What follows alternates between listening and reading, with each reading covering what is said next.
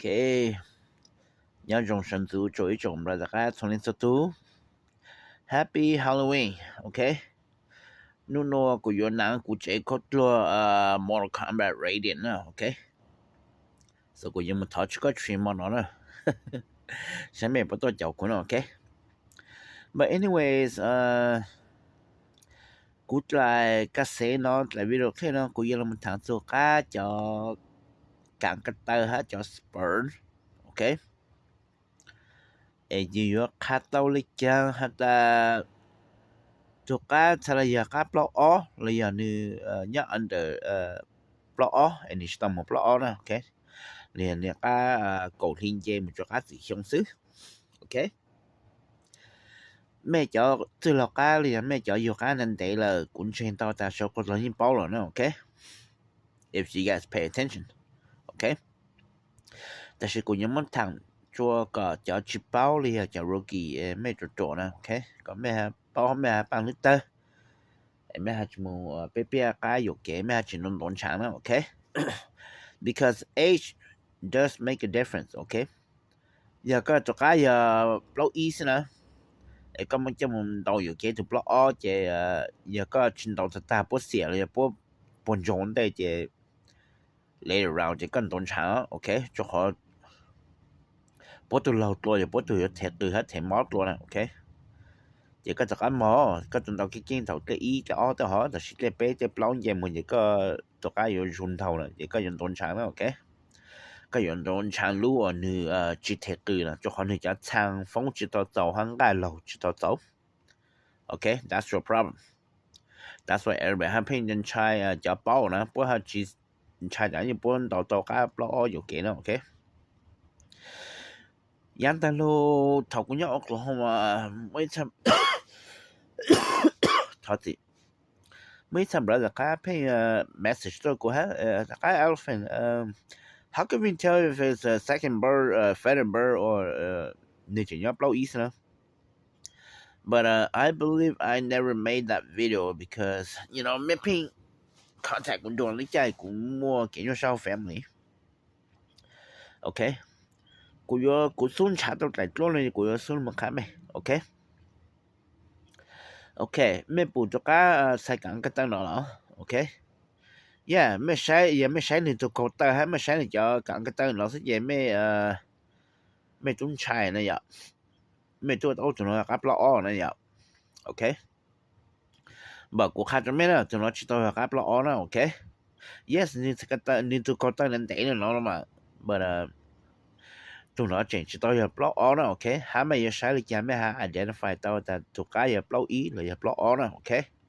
Mấy sao một sai nữa họ physical trait ở bên nữa sao cái tên mấy sao sai nữa tao họ nữa lúc trẻ tao họ là mấy chỉ bao á, OK. Giờ vì chả mấy chỉ bao cho khỏi sạc cá nữa sao mà mò số là trên thằng nữa chẳng nữa lúc pro nhưng còn chẳng là cái là lò cắp lọ nè liền nữa bố một số số cái bố chả cái gì cái dùng là cái là lò nè cái chỗ thì có thì sao tôi dùng là cắp lọ, OK. Mấy sao sai thì từ spur á, OK. Cho họ thì từ spur nó ít cái cổ tư tôi sẽ sai nè dùng cái thùng nó nè cái cổ thì sẽ cổ tư tôi dùng nó nè, OK. Tôi chọn là cắp lọ nè thùng nó mà nhớ chữa cái cổ thiên dây đó cổ thì cho ít xong đó, OK. But chỉ tôi được lọ nè, OK. So mấy sao pay attention cho nên từ spur ha nu lu hậu bảo đi nu tao hậu nè, OK. Mấy giờ theo tao là cắp lọ là block ý mà mấy sáng thì chả cản cái tên nữa chậm lay tên nữa, OK. Yes, thì giờ là pin xí tua ha, OK. But tụi cái thì chỉnh nhớ under block all nè, OK. Thì chỉnh block ý xin thì tao muốn block all nè, OK. Tụi cái là mấy giờ chủ cái cổ ly cho cái sử dụng đó, OK. But thì tao cảm cho block all nè, OK. Thì nhớ in between. So cụ sáng là show cho mấy là mấy giờ sai thì chả mấy hạt bao nè, OK. Còn mấy cho rookie cho là mấy hạt sai mấy hạt bao nè, OK. Cái block all mà mấy bùn cho lại tăng nó ni tờ cho nè, OK. Mấy bùn cho tờ ni cho hình nè, hay ni dính xí hình nè, OK. Dùng là rough hình nè, OK. Đã xong mấy hạt bao thì cái block all nè, OK. Khá là để cho mấy bao, OK. Họ tụi nó câu tơ chỉ dùng là tụi nó mà câu tơ chỉ nhóm medium size mi ai rồi, OK. 没有主动中了，没做家就觉得没叫我们到这上面嘛，没有主动么to it to take measure, it to rule 叫我们 measure 呢，哎，没做半得change half an inch 呢，OK。Let me tell you why and the secret why. 也没做家得 change half an inch 了呢，得 change 就 I think like to 1 inch 的呢。chị mấy cho mình đau chị nên tẩy lên nó chị bút cạnh đó mày ha but mainly the problem is that and the other problem is nên tẩy lên nó chị mấy chỗ cá câu tôi làm chị thầm mắm chị mấy yên tốn sản đó okay that's what you need to know okay chị mấy chỉ bao chị mấy tốn sản cho họ sẽ làm mấy cái sản chua lần này chị ăn tao xí xuống đó một lúc làm đó chị mấy chỉ bao chị mấy chị mấy chỗ cá câu tôi nên tẩy lên nó đó một giờ lột sấy nên giờ lột chai giờ lột cản đó mẹ họ ý không thấy là họ ó nó giờ mình đau nữa chị tu dùng tụi nó chỉ là có tôi chẳng lẽ họ ok cho họ giờ thầu nên là muốn đau xí rồi chị chẳng cho tụi nó có tôi chỉ lúc lúc này hai này rồi nó chỉ nên muốn đau nữa chị nên chỉ tỉnh họ nên là muốn mấy bộ học của đi tên nó ý là nên là muốn thỏa lên nó là nên chỉ muốn cha lên nó đó ok nên cái thằng linh chơi nó trên thổi nó trên nên mình bên nên từ spray trên từ spray hết lặng đó ok sau họ cho cái có tới là lặng chơi lên đó là chia lên tàu cha này lặng đó nhưng lên tàu cha nó mình thuộc có tới tới đó ok hai mình sẽ mình được cái thằng mình bạn có tới mình muốn xóa nó mình muốn giờ ta mình sẽ mình được cái từ spray split cái đó từ tới cái đó nếu ở lại từ cả trên tất cả nó đầu có tới hắn đầu tỉnh máu ấy nữa ok khai là cảm ơn bao but back to the topic about Spurs chúng nó tụi nó chơi như nhóm media đó tại hành đi trình tao trong lúc tàu hết ok tụi nó cũng trình trai á giờ mình tàu nó cũng càng chứ mình tàu cũng chúng mất giá half inch nữa ok tại vì thằng mình muốn tất cả có tới giá còn nên để half inch nữa chỉ mấy tàu lên at least lên ít lúc thì một chỗ lúc thì tao hỏi là mấy tàu sai nữa for recover đó có thật cha nữa là mình tàu là hai chỉ cha món nữa hả ok cho hỏi ông đã trên nhận nó chỉ tàu hả ok cho họ tàu món chỉ cha nữa hả ok so cuộc sáng có best way chỉ thằng mình cho cái số cái tàu pi mấy tàu measure nè thằng đi to nè le half inch họ chỉ mấy mất thọ luôn chỉ còn thì chẳng muốn bu le half inch never let it go fat longer than half inch okay that's the secret so you have to pay attention and measure all the time okay so don't let it pass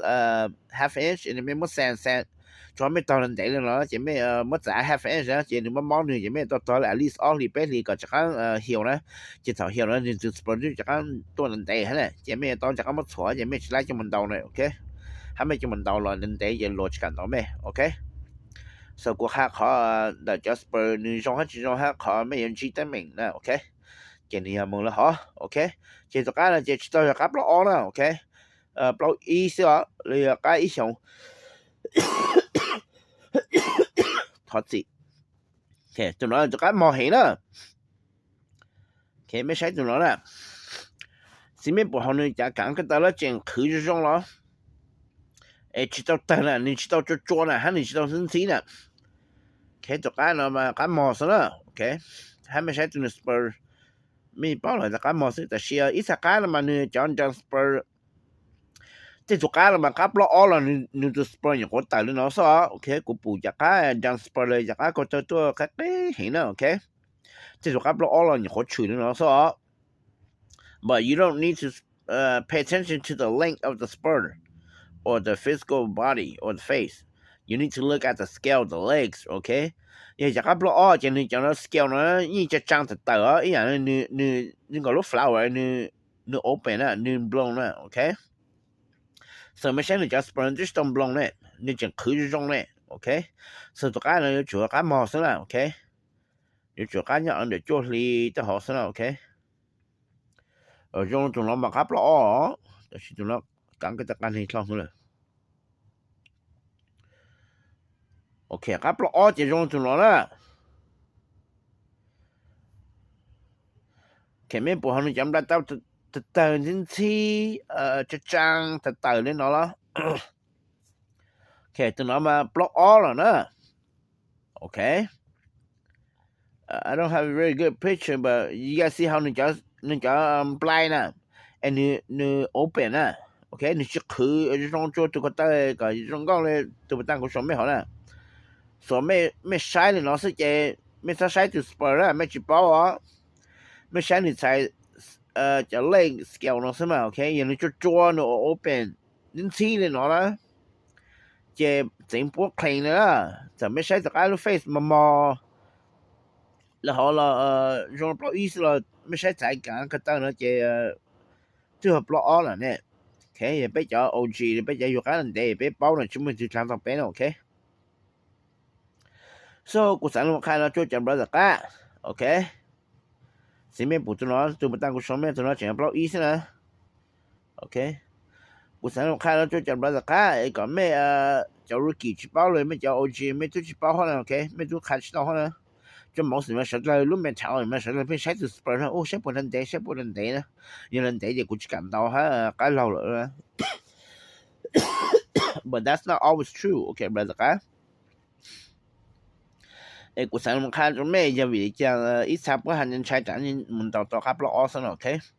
Because 卡不攞就你睇佢做，你參風走，佢個路走走走，就你要睇毛做啦 ，okay? 也没读不了意思，没tun到不读去播了，老不去小的也没用ที่จะ没 in the later round，来这all 这边这不了这去 up 了 ，OK。So กูสั่งมันค่า you identify ต่อก็จะหาต่อก็ second feather หรือ first feather นะ OK แบบต่อก็กูลงมือทางแล้วนะฮะโชว์แล้วนะจะไม่เสร็จแล้ว OK จูก่อนไม่หาเป้า就好，古包的实力是上包好呢，OK，冇事，管正到在叫做家人哋只要做包咧，但是我每次淨係做喺炒 rookie，淨係包嘢，咩係上包好呢，OK，看啦，前面補做緊啦，頭股出當 bread 即bread 中啦，I know 啦，OK，你就 wing on black 啦，係你嚟跌啦啦，OK。頭股出東北呢，用可能呢，沒事很白藥，它只要 more area 很白藥是呢。Because I remember the backyard right here, more area in backyard, more chọn đông hay chọn land nữa. Chắc là more area cho sẽ, mấy sự muốn nói here more area cho sẽ. Mấy place like của nó, okay. But yeah, cuộc sống một tháng lên đó sẽ là okay. Có cho bà là cá mấy bằng nữa ta hay mấy hạt bao nữa mấy chỉ bao là chẳng là mấy hạt bao nữa okay mấy hạt giờ là mấy identify tao tại first feather là cá second feather nữa okay handle cho spur nữa okay cũng đã cá thằng ít khó tu là cho spur rồi mấy tao là mua careful ha okay rồi nó cá cho cô tăng là nếu mà ít ra cô tu plow hay ít ra cô tu thang nữa okay dùng tụi nó mà cô ta chỉnh chỉ tao khó tao á, ok? Tụi cô ta nó chỉ có cô ta cắt lý nào, ok?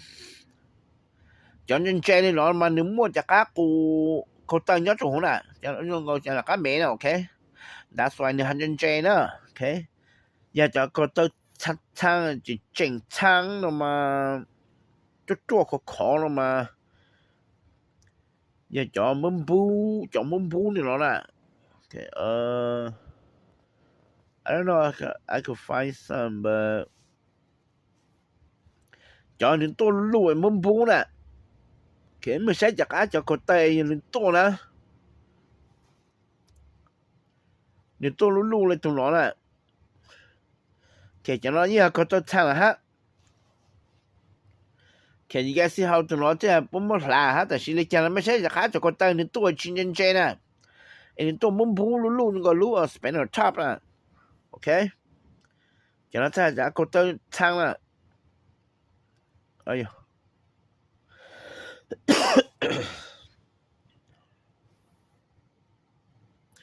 cái mấy cái này tụi nó là cho nó hay là cô tôi thang là, okay, nên tôi chỉ nên chơi nè, okay, thì cho nó cho chốt lúa, okay, họ cho nó cho tụi nó yeah như sai càng cái tới dragon scale màแต่ทีนี้ตัวสเปอร์น่ะเขาแต่ไม่นะนึตัวnóตัวสเปอร์ชิคอหมดเลยตัวnóโอเคจอตัวnóหนุ่มมาจากกัตติกับเมกับพม่าจอgenetics สเปอร์ยังหูนะที่ตัวnóนึเลยตอนใช้แต่ทีนี้ตัวสเปอร์ชิคอหมดเลยตัวnóโอเคตัวnóยอสเปอร์ช่างละเขาตัวnó half a half ละสเปอร์พลาวสเปอร์ช่าง mix 哦，即係仲有蘇蘭啦，你們到個人仲有切蘭，用羽毛咧仲有，OK。誒，我看人做咩係要調到的，就家對係家覺得撐啦。Okay, but it's not always true too. 一講我炒到我都冇衝過嘛，冇說咗咩啦，OK。好我都冇衝那你覺得撐，但是你係多咧認真咧做。cái của tôi mẹ nó hết rồi okay so it's not always true but mấy cháu cái lần đấy mấy nó muốn tổ đó vậy mấy bao nè hay sao cái của tôi mà mấy muốn tổ mấy muốn do là mấy muốn chịu chu nè mấy gratis sperm mấy muốn chịu chu giờ nó sẽ shake á nó muốn mua chạy trong lửa trắng á chạy cho nó của tôi plow so chạy mấy cho mình đầu giấy là lê là trắng đấy ở okay so mấy tao bao rồi okay cú cho thẳng nó sẽ okay ít là cũng mà lên một thằng số cá cũng mà thằng tôi cho vay để point ha giờ cũng có sợ hát cũng mà lên một thằng tôi you your exam you tụi cá lịch trang you support tại tụi cá nó you your qualify mong game đúng không ok đi cho physical trainer ok cũng chỉ là còn cái hết cái đó ok cho họ mấy tụi cá thì chúng mình cho physical train qualify mong game cho tụi cá kinh nó mình đầu mấy những tôn chẳng đó ok so cuộc khai nó còn cho bro cá thở chuột chuột hay mấy thằng nông sản nữa, okay? So stay tuned, okay? 我真的。